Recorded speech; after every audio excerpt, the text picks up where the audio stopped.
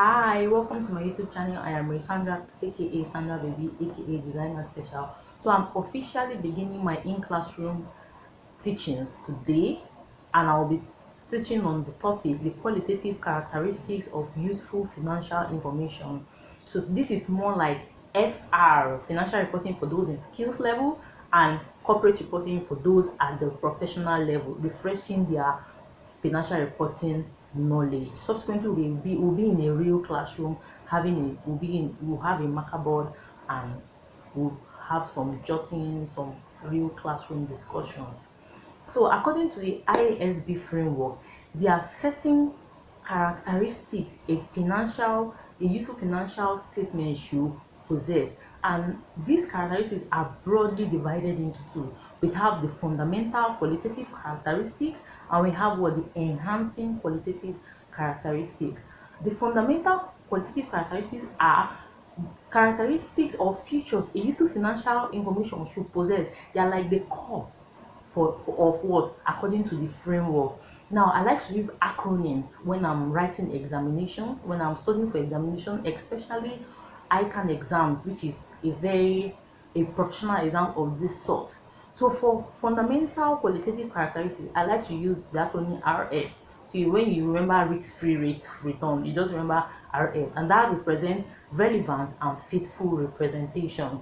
Now, enhancing qualitative characteristics, as the name implies, it adds value to a useful financial information which is relevant and has been faithfully represented. According to the IASB framework, IASB stands for International Accounting Standard Board. Now, the acronym I use when I want to learn the enhancing qualitative characteristic is called V or VTUC. So whichever one you can coin your own acronym, and which represents comparability, understandability, verifiability, and timeliness. So it is very important you use acronyms so that you can easily remember. So a useful financial information which is relevant and is faithfully presented is enhanced by being comparable, understandable, verifiable, and timely. Now I will break down each of them one after the other.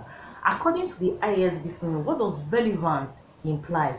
It says for a useful financial information to be relevant, it must possess two things. It must, one, have predictive value. I should be able to predict future events looking at the financial information. Now, for instance, having looking at the financial information of a bank, take for example, over the years, and the financial information has been positive, the bank has been doing well over the years, I should be able to make a prediction that since this company or organization has been doing well over the years, that in years to come, that this is a viable organization, and if I want to make an investment, I should be able to make using the financial information which I have gotten.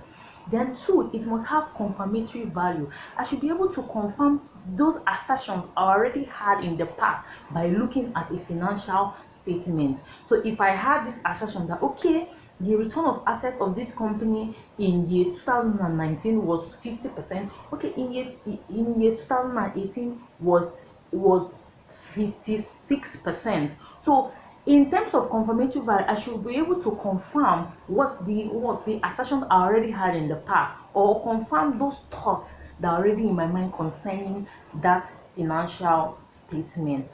So that is for a relevant, useful financial information. Then faithful representation says that if a useful financial information should faithfully represent what it purports to represent, that phenomena, that event, that occurrence which it is expected to represent, it should be faithfully represented in such financial statement. And according to the framework, there are three elements a faithfully represented financial statement must possess. One, it must be complete. Two, it must be free from error. And three, it must be neutral. It must be complete means that it must possess every useful financial information that is needed for a user to make informed decision should be included in such a financial statement. An explanatory note where necessary. That is what a complete financial information should possess. It must have all expected financial statement. It must have the statement of profit and loss, statement of changes in equity, statement of cash flows, statement of financial position for the year, and then an explanatory note where necessary. Then it must be neutral, means that such a financial statement must have not been prepared to favor a particular set of users of the financial statement. It must have not been prepared in such a way to favor stakeholder A as against stakeholder B. It should be prepared without bias. 3, it should be free from error, means that there should be no omission that would have caused users of financial statement to change the decision they have made as pertains to that financial statement. So if, for instance, I have made the decision looking at their income for a particular year, and I made the decision, okay, I'm going to invest in this company, not knowing that there's already a material omission in such a financial statement, which if I had noted or such omissions had not been made, that decision I have made to invest could have been changed, and I would have said, okay, I won't invest in this company. So that is what faithful representation implies, that there are no omission, no material facts, no material misstatement that could have caused a user of financial statement to change the decision they have made if such mistakes were not made. Then we go on to the enhancing qualitative characteristics. As I said earlier, enhancing qualitative characteristics lends credence to a relevant and a faithful represented financial statement. Now, comparability. We start with comparability. As the name implies, it means a useful financial information should be easily comparable. I should find it easy to do a trend analysis using a financial statement of a company over the years. I should also find it easy to do an inter-analysis with the financial statement of another company within the same industry over the years. So comparability means that you should be able to compare the financial statement of the same entity for a long period of time, or with other entities within the same industry, or even with another entity outside the industry over a period of time. And the framework also says that consistency and comparability are not the same thing. That consistency lends credence to comparability. Consistency means using the same accounting method for a particular item. So I can decide to use FIFO method of valuing inventory over the years. And using FIFO method of valuing inventory over the years makes comparability easier, because you cannot compare a financial statement which FIFO method was used in 2019 with the same financial statement of 2020 when LIFO method has been used. So consistency makes comparability easier. Verifiability means that different independent users of financial information will reach the same stance when they analyze a financial statement. So if I give independent user A, B, and C, and after analyzing each of the financial statements, they are able to make they are able to reach the same consensus that this financial statement has been faithfully represented. That is what verifiability implies. Understandability means the financial statement should be easily understandable. Of course, it is expected that people who analyze financial statements should be economic, and those who have accounting or economic knowledge. So such users of information should be able to understand the statement easily, and even those who may not have accounting knowledge should find it easy with explanatory notes to the account.